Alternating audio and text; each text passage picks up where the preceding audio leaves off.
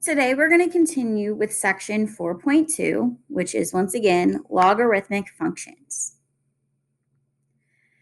We're going to continue changing from log to exponential form, but today we're also going to evaluate logs.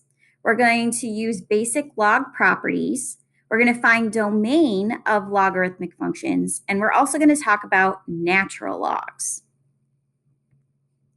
So, evaluating logarithms. We are going to be doing this without a calculator, okay? So, it is going to be crucial that you are practicing without a calculator.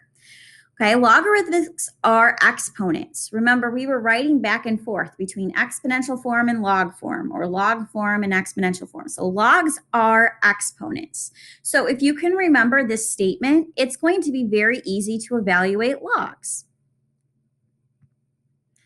So the logarithm of x with base b, which we write as log base b of x, is the exponent to which b must be raised to get x. So let's talk about what that means, okay? So notice that in order to evaluate without a calculator, it's starting as a log. And so what we're going to do is I'm going to take log base 10 equaling 100 because, or sorry, that doesn't equal 100, log base 10 of 100. I'm going to set that equal to x. I want to figure out what x is. So I'm going to take this equation, I'm going to rewrite it as an exponent, and then we can maybe easily see what our answer is. So remember, the base of the log, in this case it's 10, I want to raise it to x because whatever that log is set equal to is the exponent. And then in exponential form, that's going to have to equal 100. So for us to figure out x, we're really asking ourselves 10 raised to what power is going to get us 100? And hopefully we notice that it's us squaring 10. If 10 squared is 100, that means that x equals 2, or you could just say 2 is my answer. So log base 10 of 100 equals 2. Okay, same idea with log base 3 of 81. I can think of it as equaling x, and now I can rewrite it in exponential form to hopefully see a bigger picture of how this is going to play out. So since my base is 3, I'm going to set that then raised to the power of x, because x is my exponent that we're trying to figure out, and that is going to have to equal 81. So you're asking yourselves, how many times do you have to multiply 3 by itself to get 81? Once again, you should not be using a calculator. So hopefully you recognize, well, 3 times 3 is 9. 9 times 3 is 27. 27 times 3 is going to get me 81. So it took us 4 times of multiplying 3 by itself. So that's why 4 is my answer. Okay, log base 36 of 6, we'll set that equal to x. So if I think about what is my base is 36. It's going to be raised to the power of x, and that's going to be set equal to 6. Notice that in this example, my base of 36 is bigger than the answer of 6. So you need to ask yourself, okay, well, how do I take a number that's bigger than my answer, raise it to an exponent? What does that mean as far as my exponent is going to be? Hopefully we recognize that if it's going from a big base to something smaller, we have to think about fractions. So anytime we have a fraction, that's going to turn into a radical. We're thinking, is it a square root? Is it a cubed root? Is it a fourth root? What kind of root is going to get me from 36 to 6? And hopefully you recognize that it's the square root. The square root of 36 is going to get me 6. So when you have a square, that would be 2. So that's why as a fraction, I want a half. So 36 to the 1/2 power would get me 6. So anytime you start with a big base and you end with a smaller number, think fractions. Think about your denominator having to be, a square or a cubed or a fourth, thinking about those roots. Okay, so then if we evaluate log base 25 of 5, remember we would set that equal to x. My base was 25. Once again, I want to raise that to the power of x and set it equal to 5. So once again, notice that the base of 25 is bigger than the number of 5. So that means we're thinking fractions. What do I have to do with the 25 to get it to 5? And hopefully it's coming to you very quickly because it's very similar to our last example. It's the square root of 25 to get us 5. Square root means we once again want that 1/2. So 25 to the 1/2 power would get me 5. Okay, if I look at this next example, log base 4 of 1/16, we'll set that equal to x. Now we'll rewrite it into exponential form. So my base is 4. My exponent is going to be x. That's going to have to equal this 1/16. So now we have to ask ourselves, okay, well, how did I go from a whole number of 4 to a fraction of 1/16?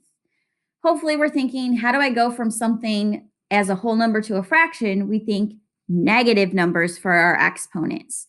Okay, so for thinking negative numbers, now I just want to ask myself, okay, well, how do I go from 4 raised to something to get 16? And hopefully we're thinking, oh, hey, 4 squared gets me 16.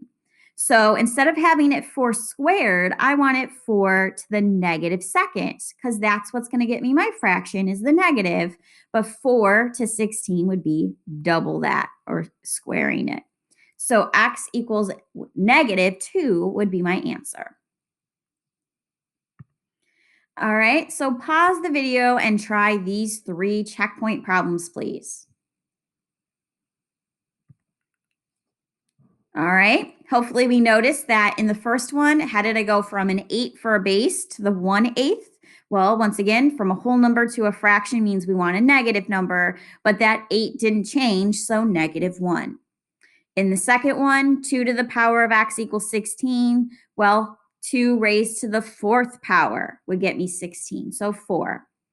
And then in number 3, notice how we started with 81 as the base and it turned to 1/9. So it not only went from something big to something small, which means we're thinking a fraction, but we also are thinking about how we went from a whole number to a fraction, which means we need a fraction. All right, so we want a negative and we want a fraction. So 81, the square root of it would get me 9, but since that 9 is in the denominator, we needed a negative 1/2. Okay, so -1/2. All right, let's talk about some basic logarithmic properties. So the first one says that log base b of b is going to equal 1. And this is because the exponent to which b must be raised to get b has to be 1. Okay, so b to the first power equals b.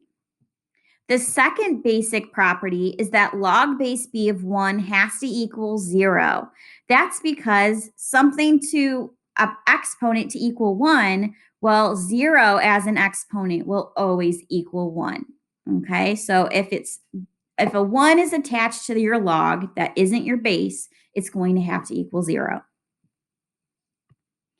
Okay, so let's evaluate. If I have log base 9 of 9, once again, when in doubt, you can always go back to, okay, set it equal to x. Let's figure out what x is. So we've got a base of 9. It's being raised to the power of x. That equals 9. So how do I go from 9 and keep it as a 9? Well, based off of our first property that we just talked about in the last slide, we have to have 1 for our answer. 9 to the first power, we'll keep it as 9. Okay, notice that if I was to set this equal to x and rewrite it into exponential form, 8 is the base, x is the exponent, it would have to equal 1. So since my base is 8, but it's equaling 1, well, what do you raise a base to make it equal 1? You would have to raise it to the power of 0. So that fits that second property that anytime 1 is that element that is attached to the log, we're talking about our answering equals 0. All right, let's talk about inverse properties of logs. So it says for b being greater than 0 and b not equaling 1, log base b of b to the power of x is going to equal x. We also know that b raised to the log base b of x is going to equal x. So essentially, anytime your base of your log matches the base of the exponential term, those are essentially inverses, just like addition and subtraction are inverses, or multiplication and division are inverses. They actually cancel each other out. So notice that those whole thing cancel. It cancels out the log. So notice that what's left is x, and that's why it equals x. Okay, same thing here. We've got a base of b for my exponential term. We've got a base of b for my log term. So the bases are the same. They cancel out, including the log. So notice that then x is why it equals x. All right. So let's evaluate. If I have log base 7 of 7 to the power of 8, okay, you once again, just like always, if you don't remember this definition, you could always set it equal to x. Notice then we'd have a base of 7. So 7 to what power is going to give me 7 to the power of 8? Well, notice that thinking back to first semester, when you have the same bases, I think we did this first semester. When you have the same bases that are the same, you can ignore those. And so that's why x equals 8. Okay, another way to then think about it is just that definition that I talked about. You have a base of 7 for a log. You have a base of 7 for the exponential terms. That all cancels out, which is why your answer is just 8. Okay, so then same idea here in the second example. We have 3 raised to the log base 3 of 17. So base of 3 for the exponential term, base of 3 for the log, those are just going to cancel because they are inverses. So notice that my final answer would just be 17. So pause the video, see if you can evaluate. Okay, once again, hopefully you're doing this without a calculator. So log base 4 of 4, you can think of it as being set equal to x. You can set it up, and so notice that your answer is 1. Another way to think of it is because they have the same base, those cancel out. 4 is technically raised to the first power there, and that's another way to think of it as to why your answer is 1. Notice in problem number 2, we've got 10 for the base for both of those. That's why they canceled out, and it left you with 17. And then in number 3, we had 5 for the base of the log, 5 for the base of the exponential term. They canceled out, which is why 9 was left over. All right, let's talk about something called the common log. The logarithmic function with base 10 is called the common logarithmic function. So in the past, I've always written log base 10. I've always told you when your base was 10. However, that's not always going to be how it's written. If you see f of x equals log of x, where you don't see a little subscript for the base, you are automatically going to be thinking this is a base of 10, because that's what the common logarithmic is. Okay, so if you don't see a base, you think it is base 10. All right, and then let's talk about domain. So I kind of briefly touched base on this in the last video when we started graphing these logarithmic functions. Remember, it is the inverse of an exponential function. So with an exponential function, because they had the very basic one has a horizontal asymptote at y equals 0, because none of the values of y would end up being 0, when we flipped those ordered pairs around to create this log graph, that means that none of the x values equal 0, and that's why we see that the vertical asymptote in this problem is at x equals 0. Okay, so that means that there is a restriction on my domain. When you have a log, you're not going to be able to plug numbers in for the whole entire values for x. Okay, so there's a restriction. Okay, so sorry, going back right here then, notice that my restriction is whatever that log is connected to. So log base b of whatever that is, we have to understand that the domain is always going to be greater than 0. okay? It can't equal 0 because my normal vertical asymptote is at x equals 0, but it can be anything bigger because notice that everything to the right of that vertical asymptote is being hit in that log graph. All right, so let's take a look at these couple of examples here. It says find the domain. In the first one, we have f of x equals log base 4 of x minus 5. So what we're going to do is I'm going to focus just on what is connected to the log. So in this case, x minus 5 is what's connected to the log base 4. So based off of that last slide, I have to take that x minus 5 and it has to be greater than 0. Okay, now I'm going to start solving for x, which means I'm going to add 5 over to the other side. Adding 5 does not change that inequality sign. So I know that x has to be greater than 5. So I want to write my domain in interval notation. So remember, because it's just greater than, 5 is going to be the smallest number and it's not being included, so it has to have a parenthesis. But if it's anything greater than 5, it needs to head towards positive infinity. And there is my domain. Okay, same idea with the next one. G of x equals log base 2 of 7 minus x. So whatever that log is attached to, I need to take that 7 minus x and I have to set it greater than 0. And now I want to start solving for x. So I'm going to move the 7 over by subtracting.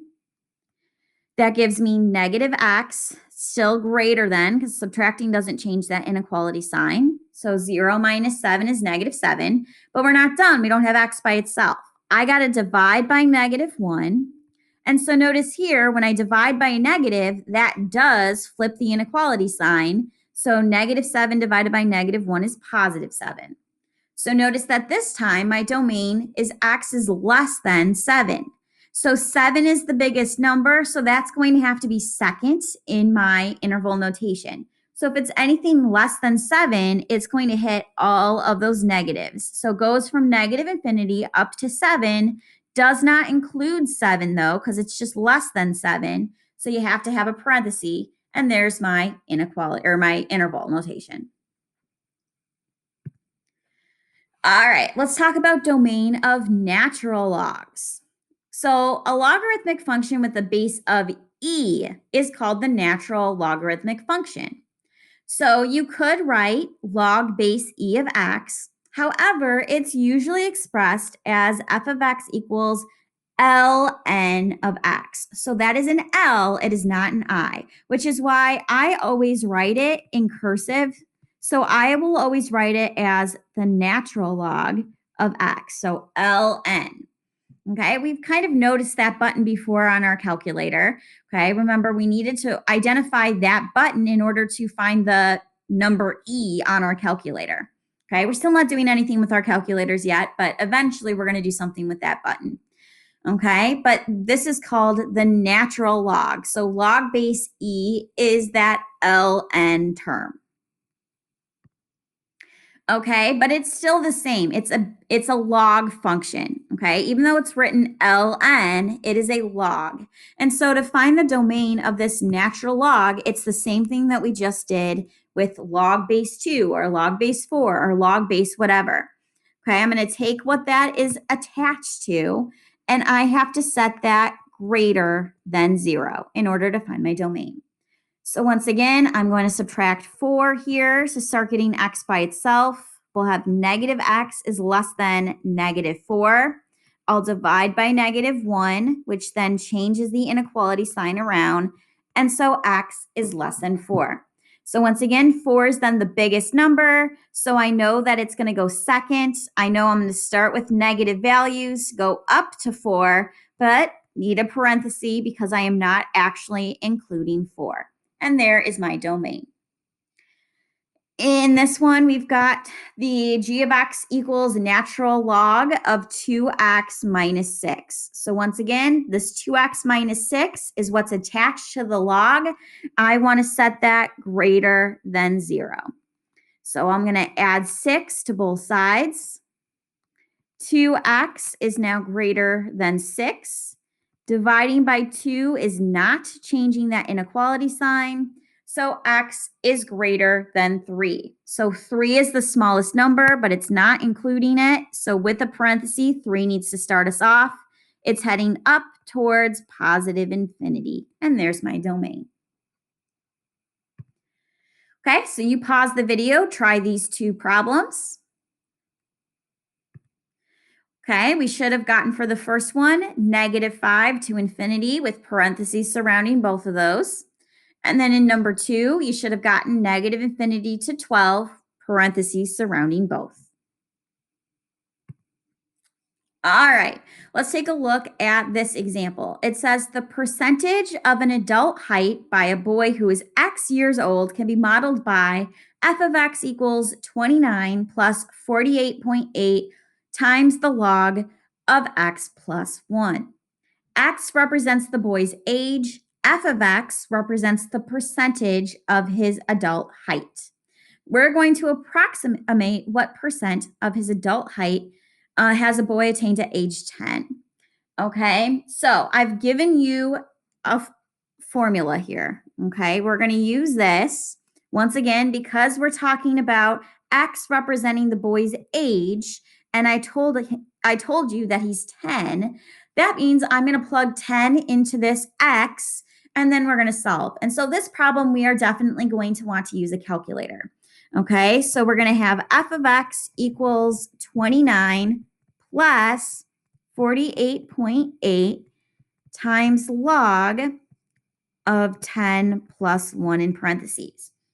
All right, so I need you to get your calculator out. Type 29 plus 48.8.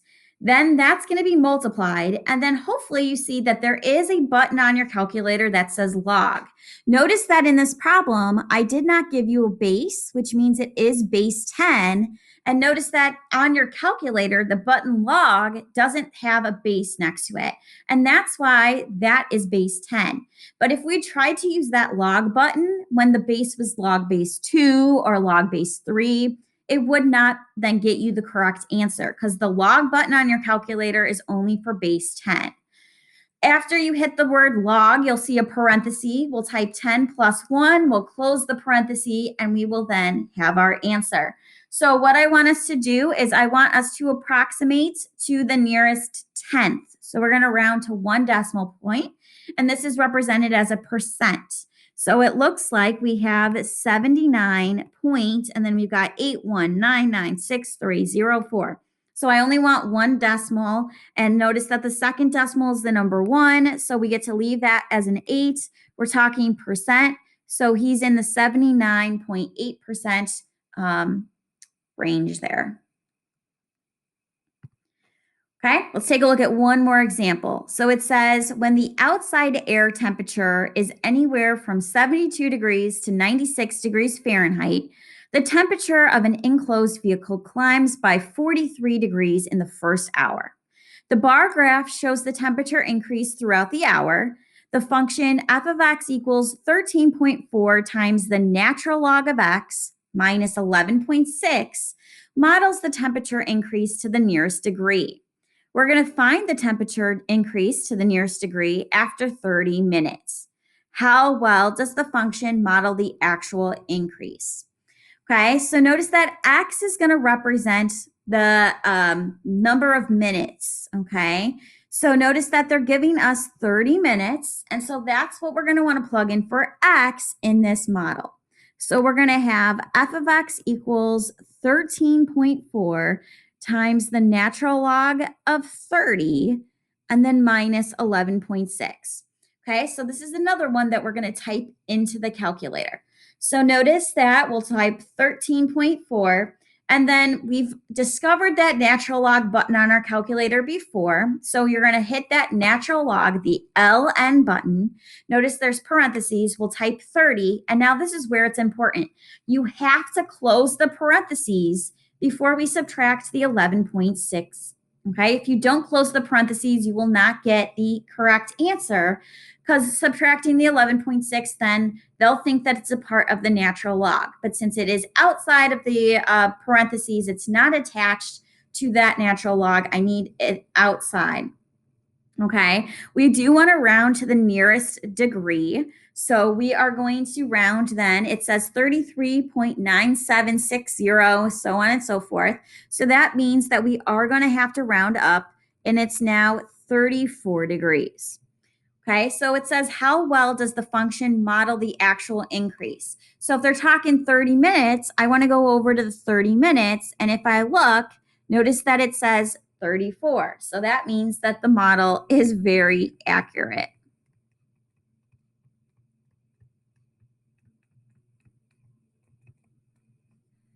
Okay, because notice that it was pretty precise. All right, so that was a lot of information here. We changed once again from logs to exponential form. We evaluated logs without a calculator. We talked about the basic properties of logs. We found domain, and we talked about natural logarithms.